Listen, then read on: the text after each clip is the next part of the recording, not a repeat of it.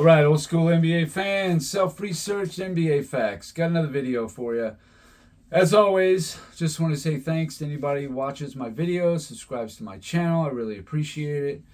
I know there's a lot going on right now in the world that has a lot of people's attention. You got this election business, had all those hurricanes and stuff. So, again, I just want to say thanks to those that, continue to watch my channel and, give me compliments, saying how much they like the channel and the deep dive stats I do and all that. So I appreciate that. Thank you. In this video here, this was kind of something that was triggered by Nick Wright. And it was something I had saw this morning actually. And he was talking about the 2013 season for LeBron James. Like that's the season for him to hang his hat on. Now, individually, he was the MVP. They had the best record and all that. I mean, with what else was on the team, it's kind of hard, in my mind, to give him the MVP that season. But they did. Okay, no problem. They were 66-16.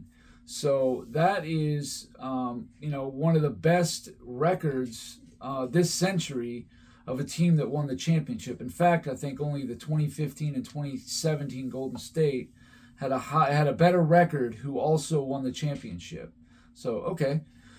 But when you do a deeper dive at this season, there's some things that are just, I don't think it's as great as what Nick Wright thinks it is. Now, the regular season, sure. The regular season, they had a 27-game winning streak at one point. That's fantastic. They were 37-4 at home. Awesome. They were the second-rated offense, the ninth-rated defense, second overall net team. All those things are really good. They were 30-2 after the All-Star break, which I just thought, wow, that team was rolling going into the playoffs. But here's the funny thing. You want to talk about competition? Let's look at the 2013 season, okay? So here's a team that's 66-16, 37-4 at home. They got the 27-game winning streak. I mean, there's no reason to think anybody's going to give them much resistance. Well, in the first round of the playoffs, they played Milwaukee Bucks. Were 38-44. All right? They swept them out. Okay. The Chicago Bulls were 45-37. They beat them in 5 games. And then the Indiana Pacers were 49-32. That was a 7-game series. But here's the thing. I have to look into it to know for sure. But that's got to be maybe the easiest run to the finals ever. As far as a team who had to play 3 rounds. That started in 1984. So in the last 40 years, I'll have to look into it. But even looking at this year's the champion Boston, I don't even think their run was as weak as this. 44 or 38, 45, and 49 wins. That comes out to an average of 44 wins. They're 3 Eastern playoff opponents. Talk about weak. The Indiana Pacers took them to 7 games, and they were a 49-win team.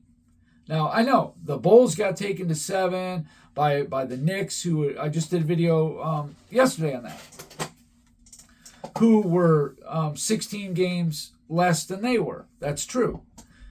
That was in the semifinals, though. Okay? So the Bulls had to play a 51-win Knicks team in the semifinals. This is a 49-win team in the conference finals. That's a big disparity right there. Big.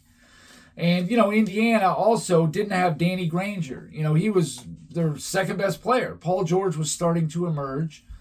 But here's the thing about the conference as a whole.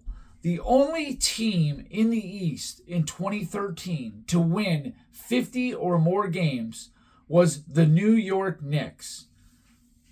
I think the Knicks won 54 games. I think they were 54-28. But in the regular season, the Knicks beat the Heat 3 out of 4 in the regular season. So they played them tough. But Miami didn't have to play the Knicks because the Knicks got eliminated by Indiana. And the Knicks didn't really have Amari Stoudemire. I mean, he did play in 4 of the 6 games, but he was beat up. He didn't start. All that kind of thing. This conference was so weak. And I've done videos about how weak, the conference in the Eastern Conference in the 2000s is and all that. But when you look a little closer, especially in this 2013 season, the only all-NBA players in the East were LeBron James was first team, Carmelo Anthony was second team, Dwayne Wade was third team, and Paul George was third team. That's it. 4 of the 15 all-NBA players in 2013 were in the East. The other 11 out of 15 were in the West. So you dodge the best player you could have played, Carmelo Anthony, who was on the best team you could have played, the New York Knicks. So, again, is it Miami's fault? No, it's not their fault at all. However, when you're talking about greatest teams of all time, that Nick Wright thinks that this is one of the 10 or 5 best teams. He didn't say specifically. He just said one of the best teams ever. I got to scoff at that because you got taken 7 by a 49-32 team. Okay, you didn't have to play the best team in the East other than Miami. And the team that beat them, Indiana, took you to 7 games. Now, on that Heat team, LeBron James won the MVP. He was first team All-NBA, first team All-Defense. Dwayne Wade made All-NBA. He was an All-Star. Chris Bosh was an All-Star. But this is what else they had on their team. LeBron James said in 2011, they didn't have enough peripheral help. The secondary players weren't good enough. But in 2013, they had Mario Chalmers shooting 41% from 3. Ray Allen shooting 42% from 3. Just the top 75 player to slide on over to your team to weaken Boston and make your team even stronger, going from a super team to a super duper team now. Shane Battier, 43% from 3. Norris Cole was 35.7. Mike Miller, 41.7. Rashard Lewis, 39%. These are all these snipers they had. Coming off the bench, you had Udonis Haslem, who was giving you 5.5 rebounds in less than 19 minutes. It was third best on the whole team. Chris Anderson, in less than 15 minutes, is giving you over 4 rebounds a game. And, he was that was 5th best on the team. And these guys played, like the 9th and 10th most minutes. So, in the Eastern Conference Finals and into the Finals, in Game 1 against Indiana in the Eastern Conference Finals, I don't know if you guys remember this, but I looked it up and I remembered it after I saw it. Game 1, Miami was down at home by 1 point. It was 102-101. Indiana was ahead. So Paul George was guarding LeBron James. And LeBron charged from under the rim towards the top of the key. Hold up. All right, sorry about that. Anyway, what I was saying, in the 2013 Eastern Conference Finals in Game 1 against Indiana, it was at Miami. Indiana was up 1. There was about 3 seconds to go in the game. Paul George was guarding LeBron. LeBron started from under the basket. He runs straight out to the top of the key. Paul George, for whatever reason, sprinted after him. So then LeBron just cut towards the basket, and there was nobody under the basket. Indiana made a huge mistake. Paul George get most of the blame there, but even like Roy Hibbert, there was no coverage under the rim. So he goes in for an uncontested layup. That was in overtime, and Miami wins that game. Okay, so they were lucky to escape that win. I mean, it was basically given to them. They should have lost it. Now, after that game, going up to Game 6 of the finals. So that would have been games 2 through 7 of the Eastern Conference Finals and games 1 through 5 of the finals. That covers 11 games, right? Did you know Miami in that stretch was 5-6? They lost 6 out of 11 games in that stretch. Look it up. I couldn't believe it. I was like, wow, they lost 6 out of 11 games.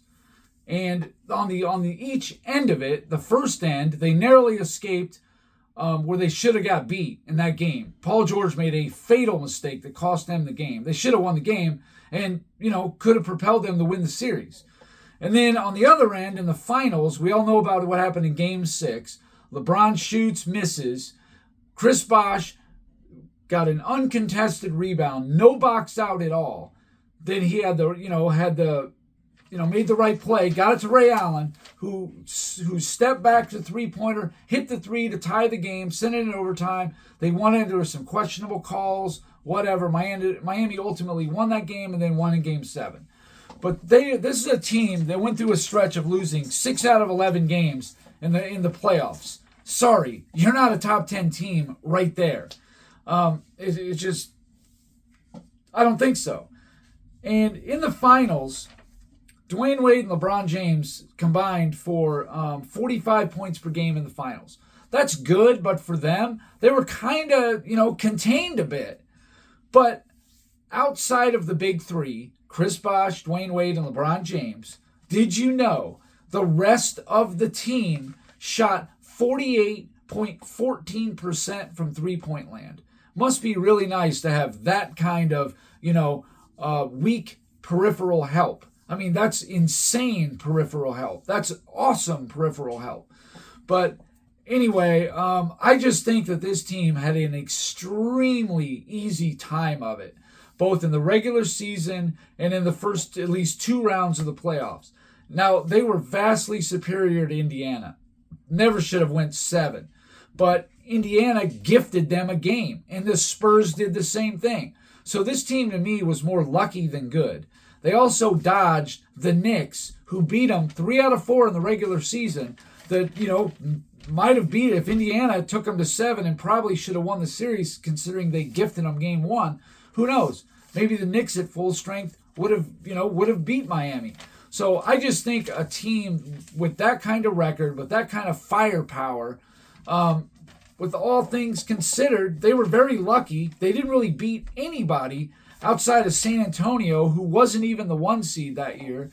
I just think that they were more lucky than good. They were gifted 2 wins, one in the conference finals and one in the finals.